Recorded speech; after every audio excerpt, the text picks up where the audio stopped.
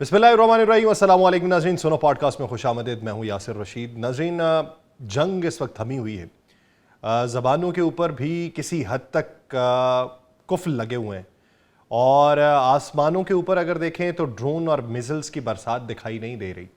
ज़मीन के ऊपर अगर देखें तो ईरान के अंदर जो है वो रिहेबिलिटेशन का मंजर दिखाई देता है।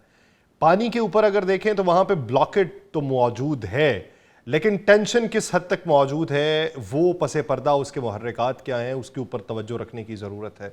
और अगर सफ़ों के ऊपर देखें तो सफ़ों पे जुमलों की जो तरतीब थी वो मुआहिदों मुज़ाकरात पसे पर्दा राबितों की सूरत में किस हद तक तब्दील हुई है। और आने वाले दिनों के अंदर मशरक़ वस्ता के जो ममालिक हैं उनकी सफ़बंदी किस हद तक तब्दील हो रही है। इसराइल में बेंजामिन नेतन्याहू का मुस्तकबिल क्या दिखाई दे रहा है। ईरान के अंदर हुकूमत की मजबूती और हुकूमत को आइंदा मुआशी मंजरनामे में अहमियत बहुत सी चीज़ों को देने के लिए क्या चीज़ें जो हैं वो ज़रूरी दिखाई दे रही हैं और ख़ित्ते के ममालिक का उसके अंदर किरदार क्या रहा है। अब्बास इराक्ची के जो पाकिस्तान के दो दारे हैं जो पहले मुज़ाकरात के बाद के हुए हैं उनके नताइज क्या रहे हैं, तो इस पूरे मंजरनामे का अहाता करेंगे। हमें तेहरान से ज्वाइन किया है जॉन हुसैन ने।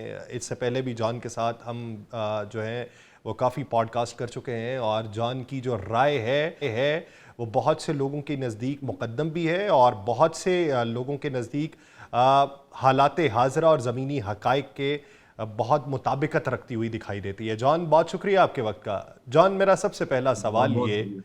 कि मुज़ाकरात का दूसरा दौर तो नहीं हुआ।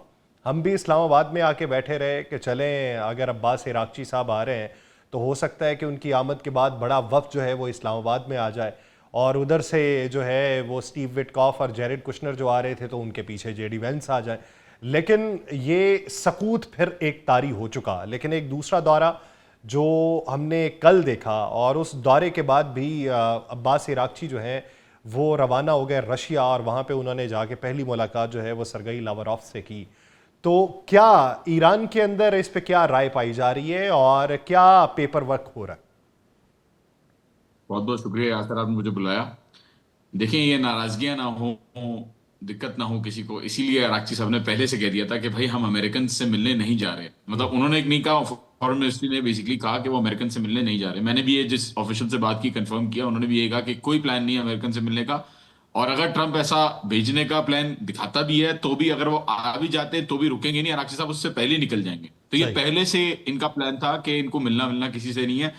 और जो ये लेके गए थे, जो जो ईरान की तरफ से पोजीशन लेके गए थे, वो पाकिस्तान को अब कम्युनिकेट किया कि ईरान अमेरिका के पास क्या क्या ऑप्शंस हैं। और फिर जो है वो उनके इनडायरेक्टली ही नेगोशिएशन करने का प्लान है ईरान का। अगर नेगोशिएशन नेगोशिएशन क्या, बहरहाल इसकी दोबारा रीस्टार्ट करने के लिए जो चीजें करनी है इस पूरे प्रोसेस को, वो सारी चीजें पाकिस्तान के थ्रू ही कर रहा है ईरान।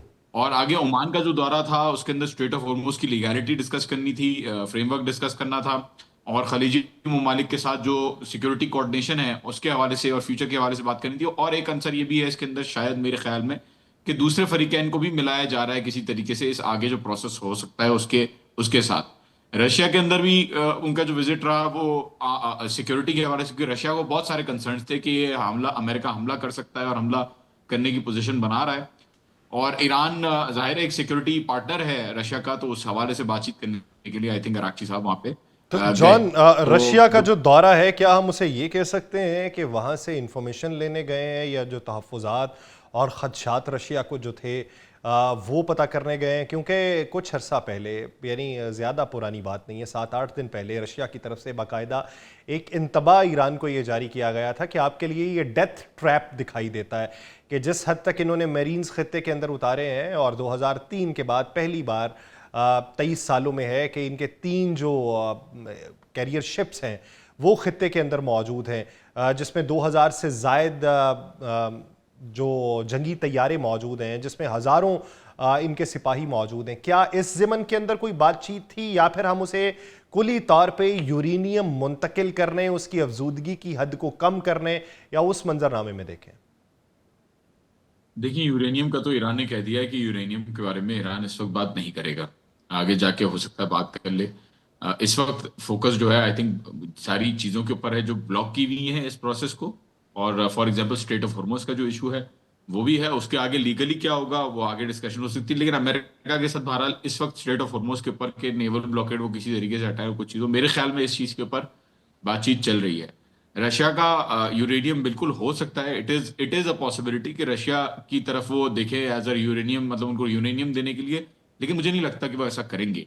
डाइल्यूट जरूर कर सकते हैं जो इनरिच यूरेनियम है उसको, मुझे नहीं लगता रशिया को देंगे। मेरे ख्याल में ये वाली बात ज्यादा ठीक है कि जो रशिया के कंसर्न्स हैं, और देखें कुछ चीजें यहाँ से फ्रंट पे फेस टू फेस की जाती हैं, वो बातें जो हैं वो, क्योंकि जाहिर है फोन्स पे बातें करना सेफ भी नहीं होता, तो कुछ चीजें ऐसी हैं जो शायद बहुत ज्यादा सेंसिटिव हैं और किसी को भी नहीं पता कि वो क्या बातें हैं, कि क्या क्या एग्जैक्टली चल रहा है अंदर।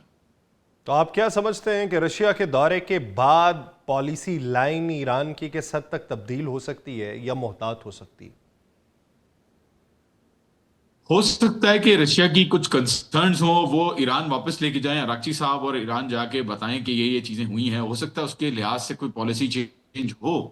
मेरे ख्याल में पॉलिसी चेंज इस शक्ल में हमें नजर आ रहा है कि फॉर एग्जांपल वहां पे जो रीजनल ममालिक है, जितने भी सऊदी अरेबिया, अब आप देखें अराक्ची साहब ने अपने दौरे में सऊदी अरेबिया, कतर, इजिप्ट, मेरे ख्याल में यहाँ पे जो स्ट्रेट ऑफ हॉर्मोज का मामला चल रहा है उसके अंदर सऊदी अरेबिया और कतर को भी इन्वॉल्व करने की कोशिश की जा रही है, और यूएई और कुवैत और बहरीन हो सकता है इसमें इस चीज में अंदर ना आए, और ये मुल्क अगर राजी हो जाते हैं, फॉर एग्जांपल सऊदी अरेबिया और कतर राजी हो जाते हैं, तो आई थिंक बड़े चांसेस हैं कि इस चीज को बड़ी इफेक्टिवली आगे लेके जाया जाए, और नेवल ब्लॉकेड भी साथ साथ खुले।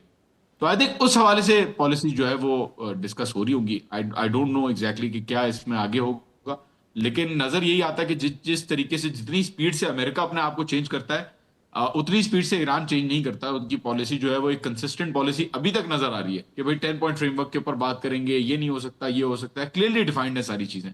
तो मुझे नहीं लगता कि ज्यादा चेंज आएगा। अच्छा, आप अगर देखें बयानात ईरान के ये हैं कि हम मज़ीद जंग नहीं चाहते, हम मुज़ाकरात का रास्ता खुला रखना चाहते हैं, लेकिन क्या वजह है कि ईरान को किस हद तक यकीन है कि अमेरिका अब दोबारा हमला नहीं करेगा? ब्लॉकेड के ज़िमन के अंदर भी हम आईआरजीसी का कुछ दिनों पहले का बयान देखें तो वो कहते हैं कि अगर ब्लॉकेड ये जारी रही तो हम इसका खात्मा करने के लिए इकदाम उठाएंगे। अभी जंग का कोई मंजर नहीं है, उसके पीछे की असल वजह क्या है? यानी कौन सा ऐसा नुस्खा कीमिया ईरान के हाथ लग गया है जिसकी बुनियाद के ऊपर ईरान को यह लगता है कि अमेरिका या इजराइल दोबारा से ऐसी कोई जरूरत नहीं करने वाला? देखें यासिर, ये जो आए थे जंग के अंदर, वो ये सोच के आए थे कि हम 6 दिन के अंदर जाएंगे, रिजीम चेंज करेंगे, नए लीडर को इंस्टॉल करेंगे और वापस आ जाएंगे। इनको क्या पता था कि ये इनके जो ख्वाब है रिजीम चेंज का, न्यूक्लियर प्रोग्राम का, बैलिस्टिक मिसाइल का, इनको क्या पता था कि यहाँ पे जब आएंगे तो ये ईरानी जो बैठे हुए हैं, अब देखें यहाँ पे जो लोग बैठे हुए ना, वो 47 साल से सैंक्शंस लेके, न्यूक्लियर साइंटिस्ट मरवा के, 2-2 जंगे करवा के, ईरान इराक वॉर और 12 दिन की जंग जो इसराइल के साथ हुई, वो सारे वाकयात लेके अपने आंखों में खून लेके बैठे हुए किसी तरीके से कि हम लोगों को मौका मिले कि अमेरिका के साथ हम अग्रेशन करें, और इनको तो तैयारी इस चीज के लिए किया हुआ है कि शैतान बुजुर्ग छोटे शैतान के साथ इनको लड़ाई करनी है इनके मुताबिक। तो प्रॉब्लम यह है कि अमेरिका ने इनकी विल को मिसअंडरस्टैंड किया, इनके स्पिरिट को मिसअंडरस्टैंड किया, और इनकी ताकत को मिसअंडरस्टैंड किया। ताकत भी एक चीज है जिसने फोर्स किया अमेरिका को कि वो दोबारा अटैक ना करे। अमेरिका को पता है कि अगर एक और दोबारा ये हमला करता है यहाँ पे, तो जितनी मुश्किल से इनको फेस सेविंग मिली है, उतनी आसानी से इनको जो है वो दोबारा जंग के अंदर धकेल दिया जाएगा, और ईरान इस वक्त रुकेगा नहीं। आपने बिल्कुल सही कहा कि पासदारान इनकलाब रेडी बैठे हुए हैं। देखिए यहाँ से वो बड़े गुस्से में और जोश में कब से बैठे हैं, वो तो सीज फायर भी नहीं चाह रहे थे, तो वो तो मौका ढूंढ रहे हैं कि किसी तरीके से इस जंग को आगे हम अमेरिका तक लेके जाएं, मेरे ख्याल में। तो मुझे नहीं लगता कि अमेरिका ऐसी गलती करेगा, बड़ी मुश्किल से अमेरिका को ये चीज मिली है। अब वो कॉम्प्रोमाइज करके मेरे ख्याल में खुश रहे, स्ट्रेट ऑफ हॉर्मोज पे आगे गलती ना करे, क्योंकि आगे भी हो सकता है गलती करे। ये जो बातें होती है ना इसराइल की कि वो स्पॉइलर है, मेरा नहीं ख्याल स्पॉइलर है। डीप स्टेट के अंदर जो अमेरिका और इसराइल एक दूसरे के साथ पूरा कोऑर्डिनेशन के साथ हर चीज करते हैं, और इनको अगर महसूस हुआ, अगर बेवकूफी में महसूस हुआ कि अटैक करने में फेवरेबिलिटी है, जैसे कि वियतनाम, अफगानिस्तान, इराक, सारे मुल्कों में हुआ है, तो दोबारा ये हमला कर सकते हैं। इनका कोई भरोसा नहीं है, क्योंकि देखिए जो आयतुल्लाह खामनाई को शहीद कर सकता है यहाँ पे आके, मतलब बेवकूफाना फैसला है ना कि आपने एक मुल्क के लीडर को शहीद कर दिया और आप एक्सपेक्ट कर रहे हैं कि लोग जो है वो रिजीम चेंज कर देंगे।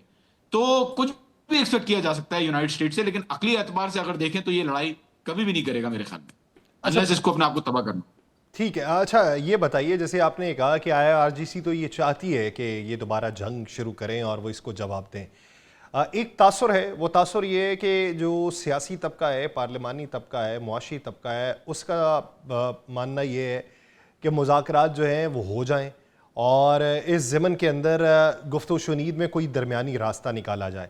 लेकिन जो दिफाई तबका है और बिलखुसूस ये IRGC है, उनकी ये राय है कि हमें मुज़ाकरात नहीं करने चाहिए या हमें सीज़ फायर नहीं करना चाहिए था। ये राय किस हद तक मुस्तनद है, किस हद तक इबहाम ज़दा है, या किस हद तक इसका प्रचार गलत समत और गलत जाविये के तौर पे किया जाता है? देखिए, ये तो मेरा अपना पर्सनल ओपिनियन है कि मेरी इंटरप्रिटेशन है कि ऐसा बहरहाल तासुर है। और मुझे काफी सुनने को भी मिली हैं ऐसी चीजें। फॉर एग्जाम्पल क्या कहते हैं, ऐसा नहीं मुज़ाकरात नहीं करने चाहिए, वो कहते हैं इक्वल बेसिस पे मुज़ाकरात बिल्कुल करने चाहिए। लेकिन सीज फायर जो हुई ना, मेरे ख्याल में उसके सपोर्ट में नहीं थे ये लोग। ये लोग नहीं चाह रहे थे कि अमेरिका को रिलैक्स पोजीशन दे, कि अमेरिका दोबारा अपने असले को या अपनी सारी चीजों को रिस्टोर कर ले, या फिर रीइंफोर्समेंट्स अपनी बढ़ा ले। तो क्योंकि पासदारान इनकलाब को लग रहा था कि वो अपर हैंड पे थे और वो जीत रहे थे, और 10 दिन अमेरिका को, क्या जाता है कि 10 दिन अगर अमेरिका को खींच देते तो वो ऑलरेडी खुद से ही फोल्ड कर देता। तो ये प्रेशर अमेरिका के ऊपर होता कि जंग के दौरान ईरान जो है वो मुज़ाकरात कर रहा होता। किस हद तक गालिब है, आप देख रहे हैं कि गालिब नहीं है यहाँ पे, बावजूद इसके कि हार्ड लाइनर्स कहते हैं। अब ये हार्ड लाइनर्स के थ्रू पासदारान इनकलाब का स्टांस नजर आता है। हार्ड लाइनर्स कहते हैं कि जी सीज फायर नहीं करनी चाहिए थी, मुज़ाकरात अगर करने हैं तो इक्वल ग्राउंड पे करने हैं। बल्कि ये वाली बात, इक्वालिटी वाली बात तो रिफॉर्मिस्ट भी करते हैं, सब लोग यही बात करते हैं। लेकिन बहरहाल जो हार्ड लाइनर्स हैं वो पसंद नहीं करते, वो कहते हैं कि जी हमें बैठना ही नहीं है इन लोगों के साथ डायरेक्टली। पाकिस्तान के थ्रू करना अच्छी बात है, आप डायरेक्टली भी ना बैठो फॉर एग्जाम्पल। तो देखिए, ये बिल्कुल डिफरेंट एक पॉलिटिकल सिस्टम है जो एक तरह पे, मतलब दूसरे पॉलिटिकल सिस्टम्स में भी हमें नजर आता है कि डिफरेंसेस होते हैं, और यहाँ पे भी हमें नजर आता है कि बिल्कुल हार्ड लाइनर्स के बीच में और रिफॉर्मिस्ट के बीच में एक डिफरेंस ऑफ ओपिनियन हो सकता है। तो सही है यार, मेरा नहीं ख्याल इतना ज्यादा ट्रम्प को इस पे कि कौन चला रहा है। यहाँ तो बेचारे अराक्ची साहब भी अब बुरा मानना शुरू हो गए कि इधर हम जो है वो मिसाइलों के डर में खड़े हुए हैं, हम यहाँ पे कुर्बानी देने के लिए खड़े हुए हैं, और लोग कह रहे हैं कि जी IRGC की उस पर चल रहे हैं। तो वो बेचारे पर्सनली भी मेरे ख्याल में ऑफेंड होते होंगे। अच्छा, अगर मजमूई तौर पे तासुर देखा जाए, स्टेबिलिटी देखी जाए, नज़रियात में यक जुम्बिश और यक नुक्ता होना देखा जाए, तो आपको क्या लगता है कि वो किस सूरत में ये IRGC, ये पॉलिटिकल प्लेटफॉर्म और मौशी प्लेटफॉर्म और अवामी प्लेटफॉर्म, ये एक नुक्ते पर आएंगे और इस तरह का तासुर नहीं उभर पाएगा जिससे मुख्तलिफ तरह के जाविये निकाले जा सकते हैं? नहीं, देखिए, तासुर तो निकल जाएगा ना जब ट्रम्प ट्वीट करेगा कि मुझे नहीं पता वहां, जबकि यूएस के अंदर 21 ऑफिसर्स को जनरल शमूद जो है वो धक्के मार के बाहर निकाला है। वहां पे मार्को रूबियो और उसके बीच में अलग वो चल रही है, JD वैंस और प्रेसिडेंट ट्रम्प के बीच में अलग बहस चल रही है। वहां पे इजरायली लॉबियों का अलग कंट्रोल चल रहा है, जायनिस्ट कुछ और कह रहे हैं, नेतन्याहू उसको कुछ और बोल रहा है। तो जितना कॉन्फ्लिक्ट अमेरिका के अंदर है वो तो कोई सवाल ही नहीं करता। क्यों नहीं करता? क्योंकि अभी तक किसी ने बात ही नहीं की ट्रम्प ने अपने बारे में कि मैं फॉर एग्जांपल किस तरीके से यहाँ पे डिसीजन मेकिंग कर रहा हूँ। लेकिन बात सारी ये है कि कोई एक चीज भी छोटी सी अगर ईरान के खिलाफ, या sir I am sorry but this is true, कोई एक चीज भी अगर छोटी सी ईरान के खिलाफ स्पेस लोगों को नजर आ जाए तो वो उसके ऊपर जो बड़े बड़े अपने कैमराज हैं वो शिफ्ट करके दिखाते हैं। फॉर एग्जाम्पल कि भाई यहाँ पे कॉकरोच जो है ना, यहाँ पे कॉकरोच जा रहा है, और होता नहीं है ऐसा रियलिटी में। डोनाल्ड ट्रंप के अलावा किसी ने नहीं कहा कि यहाँ पे डिवाइड है। फॉर एग्जाम्पल लोग क्या कहते हैं, लोग कहते हैं कि जी न्यूज के अंदर फार्स या तस्नीम के अंदर शायद एक आर्टिकल आ गया था, उसमें लिखा हुआ था कि इनको सीज फायर नहीं करनी चाहिए थी, तो IRGC नाराज है। ऐसा तो नहीं होता। हर मुल्क के अंदर ऑप-एड जो होता है या कोई आर्टिकल्स होते हैं या कुछ चीजें होती हैं, वो अपने व्यूज एक्सप्रेस करती हैं। यहाँ पे तो लेफ्ट विंग भी है जो कहते हैं कि लेकिन एक तासुर तो जॉन पाया जाता है ना, यानी मिसाल के तौर पे अगर आप पाकिस्तान का तज़किरा करें तो पाकिस्तान का मीडिया अगर आप देखें तो वहाँ पे लोग उसकी डिवीजन कर लेते हैं। वो कहते हैं अगर आप ये चैनल देख रहे हैं तो ये प्रो फलां पार्टी है, अगर ये चैनल देख रहे हैं तो ये प्रो फलां पार्टी है, अगर ये चैनल। अब तस्नीम के हवाले से बहुत सारे लोग ये कहते हैं कि उनकी जो कंट्रोल करना है या उसके अंदर जो मौजूद लोग हैं उनकी IRGC से बहुत ज़्यादा कुर्बत है, कुछ फोर्स के साथ बहुत ज़्यादा कुर्बत है। तो वहाँ पे जो लाइन आती है वो दरअसल इस बात का इशारा होती है कि उनके अंदर आरा क्या पाई जा रही। देखें, बिल्कुल हर मीडिया आउटलेट, कोई मीडिया आउटलेट 100% इंडिपेंडेंट नहीं होती। पहले तो ये झूठ बोला जाता है कि मीडिया जो है वो 100% अपनी राय दे रहा है या न्यूट्रल राय दे रहा है। कोई ना कोई मीडिया कोई ना कोई इंटरेस्ट कैरी कर रहा होता है, बशमूलियत मेरे, बशमूलियत आपके, कोई ना कोई, हम लोग कोई अपना एक सही और गलत का फैसला लेके चल रहे होते हैं कि भाई हमारे लिए ये सही है, हमारे लिए ये गलत है। आपके भी तो अकायद है ना, यहाँ से इसी हिसाब से आप भी अपने सही और गलत अपने हिसाब से देखते हैं। तो यहाँ पे जो तस्नीम है और फार्स है, माना कि उसके अंदर सेंटिमेंट पाया जाता है कि थोड़े से ये राइट विंगर्स हैं, ये नहीं कि आईआरजीसी है या कंट्रोल्ड मीडिया है, ऐसा सही। नहीं है। ठीक। मैं आपको बहुत सारे आर्टिकल ऐसे भी दिखा सकता हूं जो क्रिटिसाइज करते हैं आईआरजीसी को विद इन इरानियन सिस्टम। ठीक। और बात सारी ये है कि हर मुल्क के अंदर जो left wing, for example New York times जो है, वो अलग एक तर्ज पे काम कर रहा है, और अगर हम लोग वॉल स्ट्रीट जर्नल की बात करें तो वो एक अलग तर्ज पे काम कर रहा है। तो डिफरेंट आई थिंक वेरिएशंस होना व्यूज में इन द मीडिया, खास तौर पे ये तो नहीं होनी चाहिए दलील ये कहने की कि आईआरजीसी जो है वो वो है कंट्रोल की हुई है। तो मीडिया की बेसिस पे हाँ आप ये कह सकते हैं कि मीडिया क्या कह रहा है फॉर एग्जांपल, या ईरानियन मीडिया में क्या बातें हो रही हैं, इससे लिंक करना टू द गवर्नमेंट कंट्रोल ये बात साबित नहीं है। दूसरा ये कि यहाँ पे लीडरान का सोचे ना, जो आवाम को शक्ल दिखानी है जिन लोगों को, अराक्ची और पेजिशकियान साहब को, वो कह रहे हैं कि जी हम इसराइल और अमेरिका की मिसाइलों से नहीं डरते, और यहाँ पे आप हमें जो दूसरे ममालिक हैं वहां पे लोग कह रहे हैं कि आप जो है वो आईआरजीसी से डरते हैं। मतलब ये तो अजीब सी बात है ना। हर कोई तो इस तरीके का माइंडसेट नहीं रखता, और यहाँ पे जो आई थिंक इन्फ्लुएंस है बिल्कुल एग्जिस्ट करता है डिफरेंट ग्रुप्स के अंदर, डिफरेंट बातें डिफरेंट व्यूज होते हैं, फिर उसको बहरहाल जाम करके देखा जाता है, बैठ के बात की जाती है। और आयतुल्ला मुस्तफा खामनाई फॉर एग्जांपल जो है वो मेजर फैसला ले रहे हैं इस वक्त जंग के अंदर, या नेशनल सिक्योरिटी काउंसिल के अंदर जो है वो फैसले की बात होती है। तो मेरा नहीं ख्याल कि इतनी सी बात पे हमें ये कहना चाहिए। पाकिस्तानी मीडिया भी, मुझे पता है ये बात, बहुत सारे एनालिस्ट मैं रिक्वेस्ट कर चुका हूं कि यार आप लोग सही है बात करें, लेकिन फिर वहां बैलेंस बात एक बात वहां पे भी करें ना, कि जायनिस्ट लॉबीज और इजरायली लॉबीज कैसे कंट्रोल कर रही है। तो डिटेल्स देता हूँ सारी, कि कौन फंडिंग कर रहा है, कितने फंडिंग कर रहा है, किसको कितनी फंडिंग मिली, कौन कंट्रोल कर रहा है। मसला ये है कि एक तरफा जो है वो नहीं नहीं होना चाहिए कोई भी चीज, स्पेशली जब हम इस पोजीशन में हो। अच्छा, यहाँ पे राय इजराइल के हवाले से क्या पाई जाती है? क्योंकि अभी जो इतलात रिपोर्ट हो रही हैं वो यार लैपिड और नफ्ताली बेनेट जो हैं, ये दोनों अपनी जमातों को मुश्तरका करके एक महाज बना रहे हैं अगले इलेक्शन में बेंजामिन नेतन्याहू के ख़िलाफ़। इससे पहले इन्होंने एक इत्तेहाद बनाया था, लेकिन तब हुकूमत टूट गई थी और बेंजामिन नेतन्याहू दोबारा आया था। अब की बार वो कहते हैं कि हम अपनी पार्टीज़ को जम कर देंगे और जम करने के बाद इलेक्शन में उतरेंगे, और फिर सबसे पहले वो 8 अक्टूबर वाला मंजरनामा खोलेंगे कि वो सिक्योरिटी लैप्स किस वजह से था। आप समझते हैं कि बेंजामिन नेतन्याहू के लिए मुश्किल हो सकती है, या वहां पे भी उसको कवर देने के लिए अमेरिका पीछे मौजूद होगा?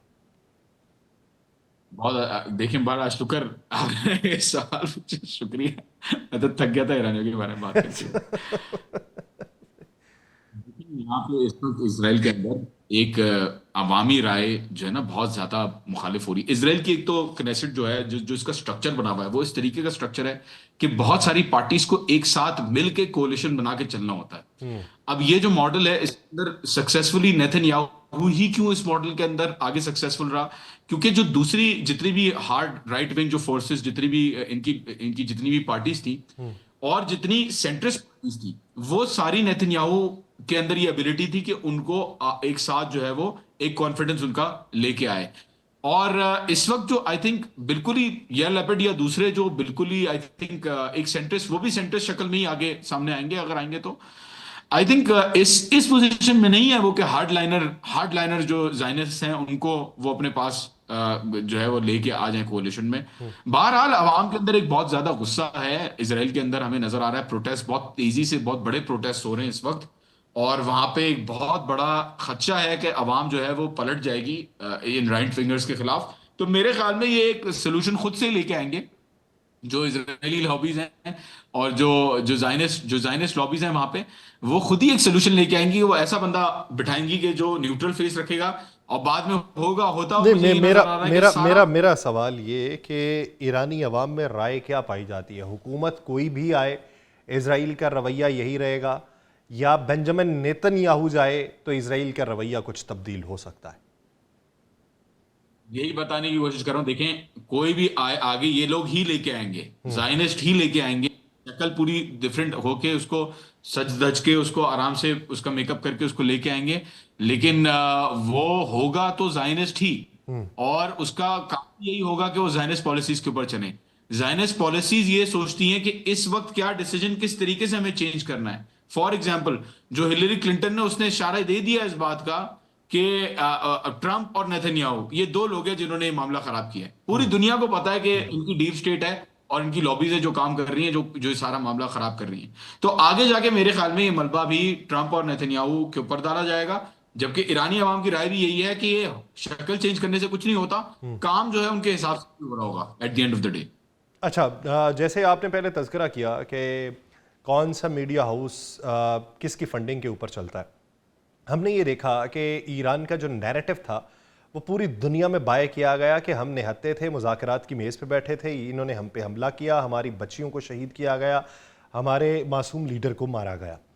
अब उसको पूरी दुनिया बाय करती है और इसी के तनाजुर में हम ये देखते हैं कि अमेरिका के इत्तेहादी जो हैं वो फिर ये मंजरनामा वज़ा करना शुरू करते हैं कि एक काउंटर नैरेटिव के तौर पे हमें मालूम पड़ता है कि बहुत सौ को इन्वेस्टमेंट के तौर पे सवालात के दिए जाते हैं कि आप ये देखिए कि ईरान के अंदर क्या हो रहा है। ईरान के लोग ज़िद्दी हैं, मेज़ पे बैठना नहीं चाहते, आबनाए हरमुज़ के ऊपर कंट्रोल रखना चाहते हैं। उसके तनाजुर में हमने ये देखा कि ईरानी मीडिया ने बाकायदा तौर पे, जिस तरह मसूद पेशकियान साहब ने वो मेनाब के स्कूल के ऊपर हमले की वीडियो जारी की और उन्होंने बताया कि हमने ये बेयर किया है। तो बैनुल-अक़वामी सतह के ऊपर इस वक्त जो नैरेटिव मगरबी मीडिया बांटना चाहता है या बेचना चाहता है, जिसके अंदर अंदरूनी तौर पर रिफ्ट का मंजरनामा है ईरान में, वो किस हद तक अवाम बाय करेंगे और उसका काउंटर करने के लिए ईरान के पास क्या तैयारी? बहुत अच्छा सवाल पूछा आपने, और ये सवाल ऐसा है कि जो पूछना चाहिए। देखिए, इस वक्त नैरेटिव ये बनाया जा रहा है कि अवाम तो जी ठीक है, अवाम के साथ गलत हो रहा है, लेकिन आईआरजीसी जो है ना वो खराब है। जब भी आपको सामने एक पोजीशन ऑफ स्ट्रेंथ नजर आना शुरू हो जाए, तो द इमीडिएट प्रोपागेंडा की साइंस में इमीडिएट चीज यही होती है कि आप उसकी फौरन से पहले आप उसके साथ कंप्लाई करें, बोले जी हाँ इनके साथ बड़ा गलत हुआ है, लेकिन उसके साथ आप फौरन से उनकी जो वीकनेसेस हैं, जो वल्नरेबिलिटीज हैं, जो चीजें हैं, जो एक्सप्लॉयटेबल पॉइंट्स हैं, भले वो रियलिटी में एग्जिस्ट नहीं करते हो, लेकिन नैरेटिव की जंग में ये देखा जाता है कि अवामी तासुर में ऐसे कौन से पॉइंट्स एग्जिस्ट करते हैं, तो उनको आप सामने रखना शुरू करते हैं और सामने रखें फिलहाल विदाउट एनी जजमेंट, और लेट इट प्ले आउट। फिर जब अवामी नैरेटिव चेंज होना शुरू होते हुए नजर आए आपको, तब आपको जो है वो पंच इन करनी है अपनी अपनी आइडियोलॉजी। देखिए, यहां पे यही हो रहा है कि नैरेटिव क्रिएट किया जा रहा है कि for example there is a divide in Iran. बिल्कुल एक डिसएग्रीमेंट हो सकता है, लेकिन डिवाइड के तौर पे उसको एक्सटेंड नहीं किया जा सकता। दूसरा तासुर ये फैलाया जा रहा है कि IRGC is in control of Iran. कौन सी आईआरजीसी? सब तो मर गए, सबको तो मार दिया, कौन किस तरीके से कंट्रोल कर रहा है? हाँ, आइडियोलॉजी है एक, मैं मानता हूं एक आइडियोलॉजी है जिसके जो जो पाई जाती है ईरान के अंदर, जो वो तो हर मुल्क में पाई जाती है ऐसे। तीसरी चीज, ईरान जो है वो जिद्दी हो रहा है। अभी देखिए, इसके अंदर दिखाया ये जाता है, दूसरी साइड से नहीं दिखाया जाता कि ईरान के ऊपर 2 दफा अभी हमला हो चुका है, बर्बरियत और जारियत इनके ऊपर हुई है, बच्चियां मरी हैं, लीडरान मरे हैं। दोबारा ये कैसे भरोसा कर ले अमेरिका के ऊपर और ब्लॉकेड पे गन पॉइंट के दौरान ये जाके बैठ जाएं मुज़ाकरात करने? ऐसा कैसे एक्सपेक्ट किया जा सकता है ईरान से? लेकिन एक्सपेक्ट किया जाता है। क्यों एक्सपेक्ट किया जाता है? क्योंकि इसके अंदर एक्सप्लॉइट किया जाती हैं बहुत सारे नेशनलिस्टिक डिफरेंसेस, बहुत सारे रिलीजियस डिफरेंसेस, बहुत सारे नैरेटिव्स होते हैं कि for example they are over playing their hand. एक नई बात आपको नजर आई होगी कि ईरान जी अपना हाथ ओवर प्ले कर रहा है। भाई, इनके पास चारा नहीं है, ये अपनी सर्वाइवल की जंग लड़ रहे हैं, ये अपने आप को लोअर पोजीशन पे लाके कभी भी जिंदा रहने के लिए कभी भी ये अपनी गैरत और इज्जत को नहीं मारेंगे। ये वो वाली कौम नहीं है। तो आई थिंक वो चीज, हम जो चीजें देखते हैं वो अपनी नजर से देखते हैं और हम चाहते हैं कि वो चीजें मेरी नजर से, क्योंकि मैं ऐसा करता तो ईरान को भी ऐसा कर लेना चाहिए। आई थिंक हम इस प्रोपेगेंडा को रोक सकते हैं जो यूनाइटेड स्टेट्स और इजराइल की तरफ से आ रहा है। सही। एक चीज और है, वो ईरान के बारे में ये बताया जा रहा है कि नेवल ब्लॉकेड से ईरान को नुकसान बहुत ज्यादा हो रहा है, और फिर ये बात की जाती है कि ईरान के पास तेल जखीरा करने की कैपेसिटी खत्म हो चुकी है और इस वक्त हालात इस नहज तक पहुंच चुके हैं कि आबनाए हरमुज़ के अंदर जहाज खड़े करके उनके अंदर जो है वो तेल जखीरा किया जा रहा है, और अगर वो भी कैपेसिटी खत्म हो गई तो फिर इनको कुएं जो हैं वो अपना बंद करना पड़ेंगे ताकि ज़्यादा कैपेसिटी जो है वो उसकी इस वक्त अहलियत दिखाई नहीं देती। इसमें कितनी हकीकत है कि कितना मुआशी तौर पे नुकसान है, कितनी कैपेसिटी कम है, या कितना तेल इस वक्त जो है वो बैरूनी दुनिया के अंदर जा रहा है? नुकसान तो है, देयर इज नो डिनायल। देखिए, लोडिंग भी हो रही, ऐसा भी नहीं है कि बिल्कुल खत्म हो गया है, $500 मिलियन का है। यही चीज होती है, वो थोड़ा सच और थोड़ा झूठ। यहाँ पे 8 मिलियन बैरल्स 9 मिलियन बैरल्स पहले गया ब्लॉकेड के पहले 2 दिन, उसके बाद 10.3 मिलियन बैरल्स दोबारा 2 दिन के अंदर गया। कल टैंकर ट्रैकर्स ने कंफर्म किया है कि 4 point something million barrels load हुए हैं ईरान के अंदर, और 4 मिलियन बैरल जो है वो आगे ब्लॉकेड को पास करते हुए गए। फाइनेंशियल टाइम्स के अकॉर्डिंग 34 टैंकर तो ईरान के, जो पीट एक्जिट कह रहा था कि ना हमने 34 टैंकर वापस भेजे, उनकी खबर ये थी कि नहीं कि वो पार करके गए। और उसके अंदर 9 ऐसे हैं जो 6 ऐसे हैं जिनके अंदर कंफर्म 960 मिलियन डॉलर्स के करीब जो था वो माल था वहां पे, नफ्त का माल, मतलब वो कहते हैं कि तेल, क्रूड ऑयल जो था उसमें था। वॉल स्ट्रीट जर्नल की दोबारा अभी रिपोर्ट, उनकी अपनी मीडिया रिपोर्ट करती है कि फॉर एग्जांपल अभी तक लोडिंग चल रही है, तो लोडिंग कैपेसिटी अभी तक फुल नहीं हुई है ईरान की, काफी, मतलब इसके अंदर काफी टाइम है, ऑल्दो एक कंसर्न है लेकिन काफी टाइम है इसके अंदर। सही। नुकसान किस तरीके से हो रहा है? नुकसान इस तरीके से हो रहा है कि स्टेट तो अपने टैंकर्स को भेज रहा है, और वो पकड़े भी गए, एक दो टैंकर जो हमें नजर आए वो पकड़े गए। एक टैंकर पकड़ा गया टूस्का, और दूसरा जो था वो शैडो फ्लीट का हिस्सा था। तो अभी इस वक्त ये स्टेट भेज रहा है, लेकिन जो प्राइवेट शिपिंग लाइंस है, फॉर एग्जांपल एमटीएन इरिसेल है, फॉर एग्जांपल दूसरी दूसरी जो शिपिंग लाइंस हैं, वो प्राइवेट कंपनीज हिचकिचा रही हैं आगे अपने कार्गो को या अपने अपने जो टैंकर्स हैं उनको भेजने से।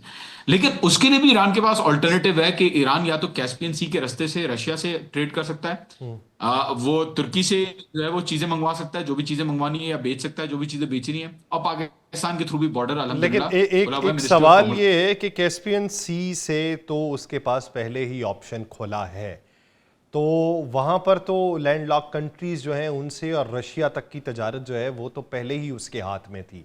लेकिन जो दूसरा रास्ता था, नब्ज तो वहाँ पर भी मईशत की चल रही थी, उसकी बंदिश जो है ये कितना अरसा ईरान बर्दाश्त कर सकता है? देखें, वहां पे बिल्कुल कैस्पियन सी और दूसरी जगह पे चली थी इतनी कैपेसिटी, लेकिन इतनी कैपेसिटी नहीं है। देखिए, शिपिंग कंटेनर जब एक चीज बेचता है तो कार्गो का बहुत ज्यादा लोड होता है, और ऑयल को मखसूसन बेचने के लिए जो टर्मिनल्स होते हैं और जो चीजें होती हैं वो अलग तरीके से काम करती हैं। तो नुकसान तो बहरहाल है ईरान को, ऐसा नहीं है कि बिल्कुल भी नुकसान नहीं है, लेकिन इतना नुकसान नहीं है यासिर जितना उनको है, जितना अमेरिका और जितना दूसरी इकोनॉमीज जो इस जंग को चला रही हैं उनके ऊपर है। अभी आप देखेंगे ट्रंप हर रोज मार्केट के ऊपर, हर रोज बैटिंग, एक तरीके की बैटिंग करता है। टाको ट्यूसडे होता है, गुड फ्राइडे होता है, लोगों ने तो अब टर्म्स रखना शुरू कर दिए कि आज ये बोलेगा, आज ये बोलेगा। मार्केट को कंट्रोल एक हद तक आप कर सकते हैं। और डॉक्टर कालीबाफ का अगर आप ट्वीट देखें, वेरी स्मार्ट गाय, डॉक्टर कालीबाफ बड़े स्मार्ट हैं। उन्होंने कहा कि ये कहते हैं कि हमारे पास कार्ड्स हैं सारे, डॉक्टर कालीबाफ कहते हैं no, you don't have all the cards. Strait of Hormuz partially played, Bab al Mandeb not played, demand control not, मतलब फॉर एग्जांपल उन्होंने एग्जांपल्स दी कि अभी भी हमारे पास, आगे तुम्हारे पास समर आ रहा है यूनाइटेड स्टेट्स में, एनर्जी कंजम्पशन तुम्हारी बढ़ रही है, तुम ज्यादा देर इसको सस्टेन नहीं कर सकते, क्योंकि स्टॉक मार्केट में जो बॉन्ड्स का सिस्टम है वो भी चेंज हो रहा है। लोगों की जो प्रिडिक्शन है वो आहिस्ता आहिस्ता उनका भरोसा एडजस्ट हो रहा है, मार्केट एडजस्ट करती है ना इंफॉर्मेशन के साथ, तो वो ट्रंप की जो जो डिसीजन मेकिंग है उसको भी समझ के एडजस्ट कर रही है। तो नुकसान इतना ज्यादा नहीं है ईरान को जितना नुकसान अमेरिका को होगा। ईरान तो छोटा सा एक बेचारा मुल्क है अमेरिका के सामने। America on the other hand पूरी कैपिटलिस्ट सिस्टम के ऊपर ही चल रहा है, और बजटरी एंड प्लानिंग कमेटी के एक मेंबर है, उन्होंने कहा कि 4 गुना ज्यादा अगर परचेजिंग पावर को इक्विवेलेंट भी कर ले और इन्फ्लेशन इक्विवेलेंट कर ले, तो 4 गुना ज्यादा नुकसान यूएस को दिया है ईरान ने कंपैरेटिवली। सही, 4 गुना ज़्यादा नुकसान अमेरिका का इस वक्त हो रहा है। अगर ईरान का नुकसान है तो उतनी कैपेसिटी तो अमेरिका की भी नहीं है कि वो इस नुकसान को देर पा बर्दाश्त कर सके। अभी ये कार्ड्स टेबल्स के ऊपर मौजूद हैं, अजहान के ऊपर मौजूद हैं, ज़बानों के ऊपर मौजूद हैं, लेकिन इनका तबादला जारी व सारी रहेगा। पाकिस्तान तक तहफ़्फ़ुज़ात पहुँचा दिए, रशिया के साथ जो है वो बातचीत कर ली, मस्कत के साथ अपने जो आइंदा अहदाफ हैं वो तय कर लिए गए हैं। तो अब देखना ये है कि बीच का रास्ता कौन निकालता है, और वो जो एक प्रेशर बिल्ड हो रहा है अमेरिका के ऊपर, उसका बम कब फूटता है। बहुत शुक्रिया जॉन हुसैन इस हवाले से अपना वक्त देने के लिए। नाज़रीन का इसका वक्त ख़त्म हुआ चाहता है, मुझे दीजिए इजाज़त। आपसे मुलाकात होगी किसी और एपिसोड और मेहमान के साथ। अपना बहुत सा ख्याल रखिएगा। अल्लाह निगहबान।